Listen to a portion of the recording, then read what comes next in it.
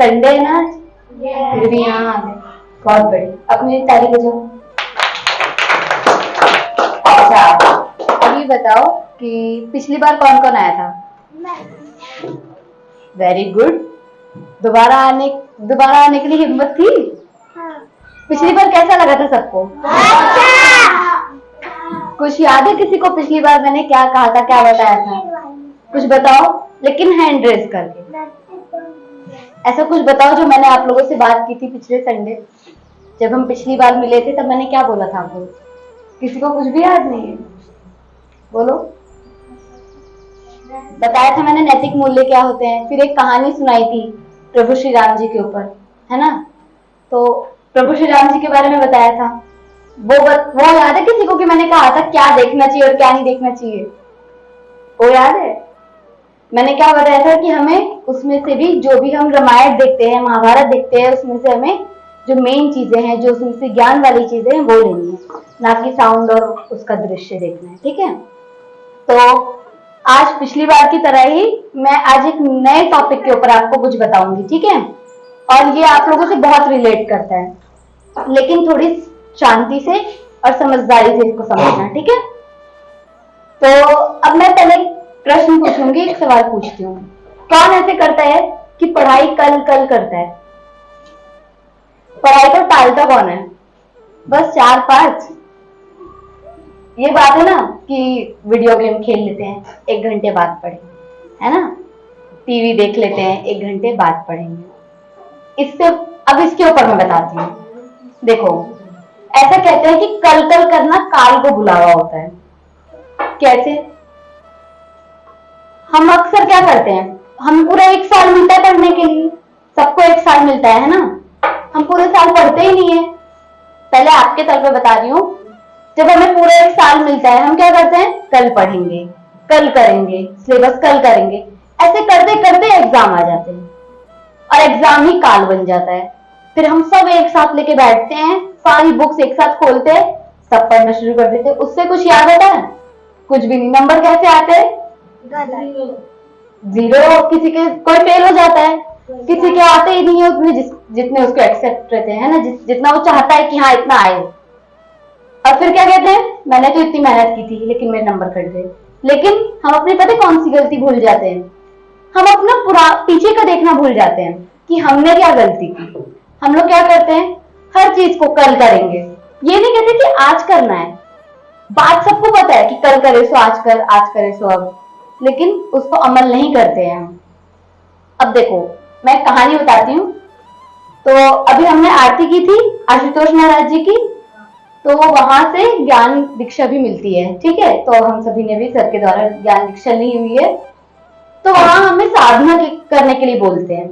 आप लोग भी अगर जुड़े रहोगे तो अच्छा है कि सर लेके जाएं और आप लोग भी ज्ञान दीक्षा लो। वहां हम लोगों को साधना के लिए बोला गया। और साधना कैसे कि हमें साधना प्रॉपरली हर दिन करनी ही है, साधना छोड़नी नहीं है। अब ऐसे ही एक व्यक्ति को साधना के लिए बोला गया था और ये सभी करते हैं उधर भी। तो वो क्या करता था कि आधे घंटे बाद, अभी ये काम कर लेता हूँ, आधे घंटे बाद मैं साधना करूंगा। फिर शाम हो जाती है, फिर कहता है कि अभी ये काम कर लेता हूँ, रात में सोते वक्त कर लूंगा। फिर रात में थक जाता है तो कहता है कि अब तो थक गया, सो जाता, सुबह उठ के करूंगा जल्दी जल्दी। हमें कहते हैं ना सुबह उठ के हम पढ़ेंगे, 5 बजे उठेंगे और पढ़ेंगे, सब पढ़ लेंगे सुबह। वैसे उसने क्या किया? सुबह उठूंगा, सुबह साधना करूंगा। फिर ऐसे करते करते टाइम ही बीत गया, उसने साधना की ही नहीं, कल कल करता गया। फिर ऐसे ही एक और कहानी इसमें जुड़ी हुई है कि एक औरत थी, उसने भी ज्ञान दीक्षा ली, उसे भी साधना के लिए बोला गया। लेकिन वो क्या करती थी? थोड़ा किचन का काम कर लेती हूँ, है ना, 1 घंटे बाद करूंगी साधना। फिर थोड़ा घर का काम कर लेती हूँ, बाद में करूंगी। फिर शाम, उसने सोचा मैं शाम को साधना करूंगी, फिर शाम को भी नहीं कर पाई। ऐसे करते करते उसने भी यही किया। फिर जब पूछा गया महाराज जी से कि ऐसा क्यों होता है कि हम हमेशा हर काम को कल कल कर देते हैं, फिर वो चीज हमारे लिए सच में सर्वनाश हो जाता है। जो हम कल कल करते रहते हैं ना, वो सर्वनाश का कारण हो जाता है।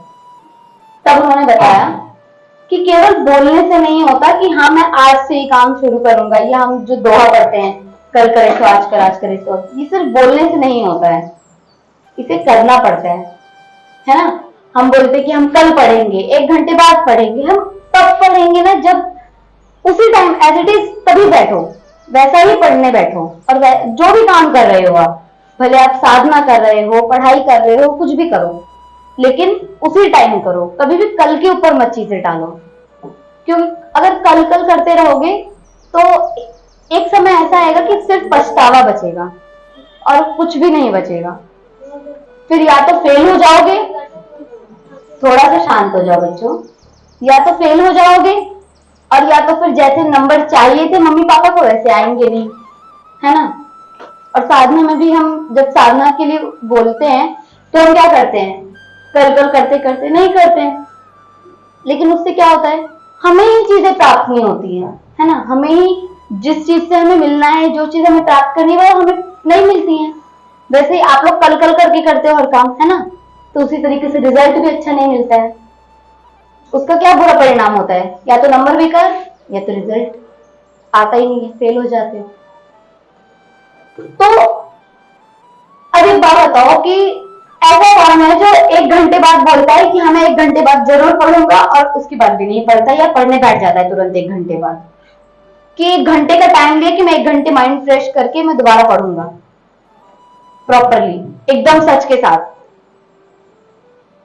वेरी गुड, ये ठीक है। हाँ ठीक है, आप कुछ काम कर रहे हो या कुछ भी आप ऐसी चीजें कर रहे हो तो आप थोड़ी देर थोड़ा टाइम ले सकते हो, बट उस चीज को बिल्कुल ही कल पर टाल देना वो आपके लिए बुरा हो जाएगा। एक कहानी के द्वारा समझाती हूँ। पिछली बार प्रभु श्री राम जी के बारे में बताया था ना, शांत, पिछली बार प्रभु श्री राम जी के बारे में बताया था। अब उनके वनवास, उस टाइम पे हमने पिछली बार क्या बात की थी, जब वो वनवास जा रहे थे। अब हम उससे एक जुड़ी हुई कहानी समझेंगे कि जब वो वनवास से लौट रहे थे, हुआ क्या, जब प्रभु श्री राम गए लंका तो वो रास्ते से गए थे, है ना, पैदल चल के गए थे।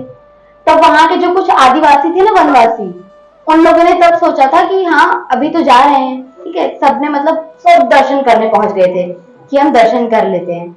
लेकिन कुछ लोग रुक गए, उन्होंने बोला आएंगे तो वापस यहीं से दोबारा वापस कर लेंगे सेवा, जो भी हमें करनी वापस तो इसी रास्ते से आएंगे।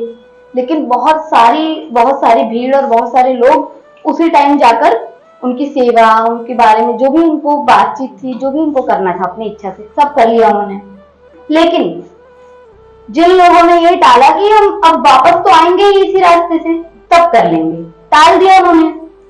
जब प्रभु श्री राम वापस आए तो वो रावण के पुष्पक विमान में आए थे, है ना, श्रीलंका से। तो कुछ लोगों ने ऊपर आसमान में देखा जाते हुए, और कुछ तो खुश थे, जो मिल चुके थे, जिन्होंने सेवा कर ली थी वो तो खुश ही रहेंगे कि हाँ हमने सेवा की है, हम मिल चुके हैं। लेकिन जिन्होंने टाल दिया उनका क्या, कुछ भी नहीं मिला उन्हें। तब उन्हें दुख हुआ कि प्रभु श्री राम तो पुष्पक विमान से चले गए, उनके पास ना वो सेवा कर पाए ना उनका आशीर्वाद ले पाए। तो इससे क्या हुआ, उनका तो एक तरीके से सर्वनाश ही हो गया, है ना। उन्होंने भी तो कल पे टाला।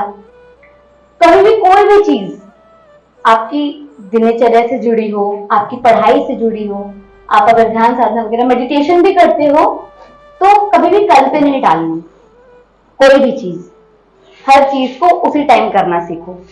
अगर हमेशा, मैं ये नहीं कहती कि पंचुअल हो जाओ, वो भी बहुत अच्छी बात है, बट होता है नहीं हो पाते हैं पंचुअल, कुछ लोगों की आदत नहीं बन पाती है, बट उस चीज को छोड़ो मत। धीरे धीरे धीरे हर काम होने लगता है। आदत ऐसी डालो कि जो काम जिस समय करना है वो काम उसी समय करो, ठीक है। और जैसे कि अभी आप लोगों ने सुना प्रभु श्री राम जी के बारे में कि कैसे उन लोगों ने बोला, तो उस तरीके से कौन है कि जो ये सोचता है कि बाद में करेंगे, है ना, पढ़ाई छोड़कर कोई भी ऐसी एक्टिविटी, जैसे मेडिटेशन वगैरह करते हो आप लोग, सुबह मेडिटेशन। अब देखो सुबह आप लोग पढ़ते हो, सभी स्कूल जाते हो, सभी को पढ़ाई का स्ट्रेस रहता ही है, तो उसके लिए सबसे बढ़िया है सुबह मेडिटेशन में बैठा करो। सुबह नहीं हो रहा 10 मिनट बैठो, 15 मिनट बैठो, ज्यादा से ज्यादा मिनिमम 1 घंटा बैठना चाहिए, बट नहीं हो पाता है, हमारे विचार ऐसे चलते हैं या हम नहीं हो पाता है कई लोगों से, ठीक है। मैं भी खुद 15 से 20 मिनट ही बैठती हूँ ध्यान साधना में। तो उससे क्या होता है, हमारा दिमाग शांत होता है, ठीक है। हम और मेडिटेशन में जब भी बैठो तो अपनी सांसों पर ही ध्यान दो बस, और कुछ नहीं ध्यान देना। दूसरा कि आप जिसको भी मानते हो उसके ऊपर ध्यान लगाओ। उससे क्या होगा, आप हर काम को करने में सक्षम हो पाओगे, पढ़ाई में मन लगेगा, और दूसरी चीज कि हमेशा खुश रहोगे। खुश रहता है कोई? नहीं। आप में से कितने लोग हैं जो खुश है प्रॉपरली? पढ़ाई का कोई टेंशन नहीं है तो फिर खुश कहां से हो? खुश का ही मतलब है कि कोई टेंशन, कोई चिंता ना हो, एकदम आप खुले हुए हो, कोई दिक्कत नहीं है, ऐसा नहीं है ना। तो अगर इतना फ्री होना है, इतना स्ट्रेस फ्री होना है, तो उसके लिए एक ही काम करना है। एक, उसके लिए दो काम करने हैं, ठीक है। एक कि आप किसी भी चीज को कल पे नहीं डालोगे, और दूसरी आप मेडिटेशन करो। मेडिटेशन करते करते ऐसा आएगा कि आपका दिमाग भी ठीक होएगा, ठीक है। आप लोगों ने बड़े बड़े इतिहासकारों के बारे में पढ़ा होगा, है ना, चित्रकारों के बारे में पढ़ते हो, आर्टिस्ट लोगों के बारे में, कितने महान महान वैज्ञानिकों के बारे में हम पढ़ते हैं।